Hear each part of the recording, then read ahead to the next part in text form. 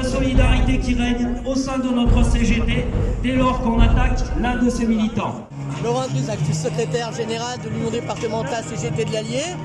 On est présent aujourd'hui parce que je suis convoqué à une audience aujourd'hui au tribunal correctionnel suite à un dépôt de plainte de la Poste pour soi-disant injure. L'audience va se tenir dans maintenant une petite heure. On verra comment ça va se dérouler. Ce qu'on peut dire déjà, c'est qu'en termes de mobilisation, on réussit dans un contexte que vous connaissez.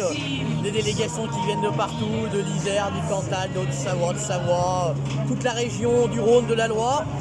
Donc voilà, moi je tiens déjà à remercier tous les camarades qui ont fait l'effort de venir. Je vous remercie d'avoir fait l'effort de venir aujourd'hui dans un contexte sanitaire et en plus météo où il fait vraiment froid ce matin. Mais voilà, satisfait sur le niveau de mobilisation. Et puis maintenant, c'est l'audience qui va définir comment les choses vont se passer. Il y a des lieux dans notre activité militante où le fait de se rassembler nous rappelle des moments difficiles que nous aimerions ne jamais avoir à vivre. C'est le cas, une nouvelle fois, devant ce tribunal, dans le cadre de la convocation de notre ami et camarade Laurent Drusiak. En 2018, c'était l'ancien secrétaire de l'Union départementale CGT du Puy-de-Dôme, Julien Poliac, à l'époque convoqué pour avoir organisé une distribution de tracts sur un péage d'autoroute à Gerzat. Et aujourd'hui, c'est au tour de Laurent qui se retrouve à devoir se justifier devant un tribunal pour une publication sur les réseaux sociaux. Ouais, Catherine Perret, mon numéro confédéral de la CGT. Écoute, je suis à Clermont-Ferrand pour venir défendre notre camarade Laurent Drusiak, encore une fois injustement mis au tribunal par des patrons voyous de la FAP. Il se trouve que je suis venu un peu en voisine parce que j'habite dans un département pas très loin et je suis depuis longtemps l'Union départementale de l'Allier, donc malheureusement, plusieurs fois dans l'année, je suis amené à venir soutenir les camarades qui sont mis devant le tribunal pour des faits de discrimination syndicale. Et donc là, on vient chercher la relaxe, on est très nombreux et évidemment, il n'y a rien dans le dossier. Les salariés ont été au bout de 9 mois de lutte rétablis dans leurs droits et donc là, on espère bien que Laurent va sortir complètement lavé de toute condamnation et encore une fois, toute la CGT est toujours derrière ses militants quand ils sont menacés par les patrons contre les libertés syndicales. Voilà. Dans son écrit et au nom de l'Union départementale CGT de l'Allier, Laurent caractérise de voyou la direction locale du groupe La Poste dans un contexte de lutte pour la préservation de la santé et de la sécurité des travailleuses et des travailleurs. J'ai bien relu la définition de voyou dans le dictionnaire. Il n'est pas mentionné que ce soit une insulte. En revanche, il est bien expliqué que c'est un homme ou un ensemble d'hommes qui engagent des décisions ou des activités délictueuses. C'est donc bien ceux mêmes qui aujourd'hui accusent Laurent d'être un criminel que l'on devrait juger pour leurs actes et leur attitude. Si informer et dénoncer est un délit, alors nous pouvons être fiers d'être des criminels. Alors, Émeric et Nadia, nous on vient d'Isère pour soutenir le camarade secrétaire de l'Allier qui est poursuivi pour ses activités syndicales. On vient en solidarité parce que à la CGT, la solidarité c'est important avec les camarades comme avec tous les salariés. Mais si on n'arrive pas à être solidaire avec les camarades, on n'arrivera à rien. Donc on est là pour le soutenir contre ces pressions de la justice contre un camarade dans ses activités syndicales.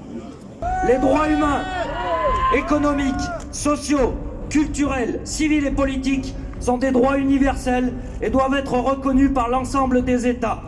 Les libertés syndicales, reconnues comme droits fondamentaux pour les travailleurs de l'Organisation internationale du travail, sont partie intégrante de ces droits humains.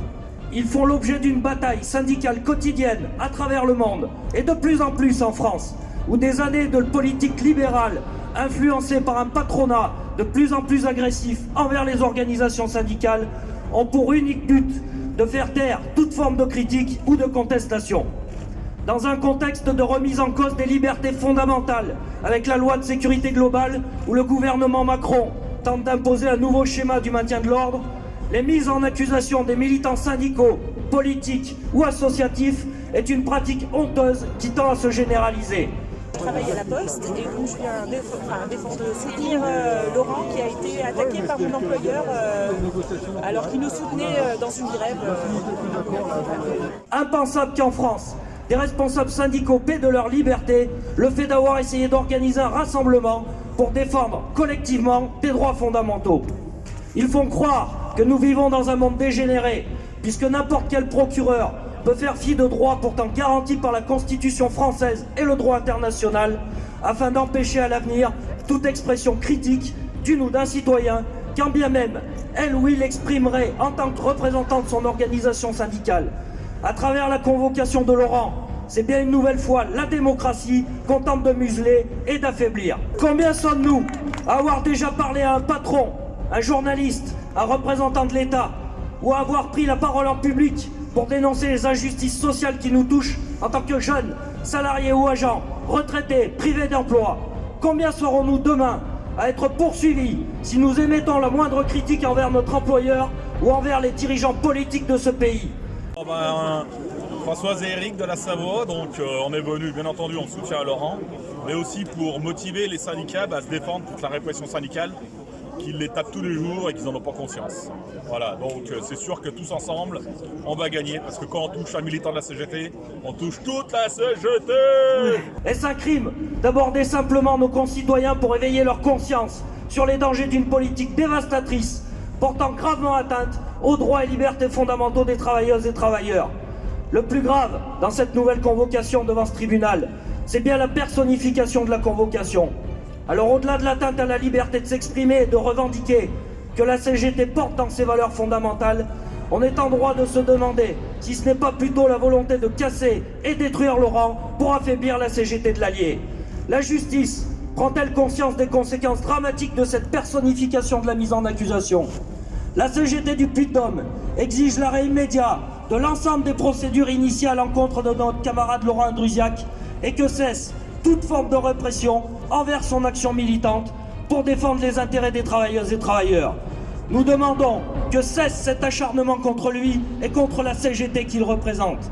Laurent, je te souhaite qu'à ta sortie du tribunal tout à l'heure, comme en 2018 pour Julien, tu sortes avec le sourire et que tu prennes ce micro pour nous annoncer l'abandon des poursuites engagées à ton encontre.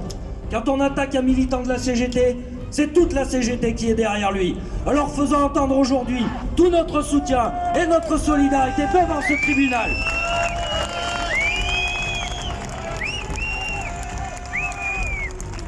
Laurent, nous sommes toutes et tous à tes côtés, parce qu'à la CGT, nous avons pour habitude de ne rien lâcher. Ton combat, c'est notre combat, et on va le gagner.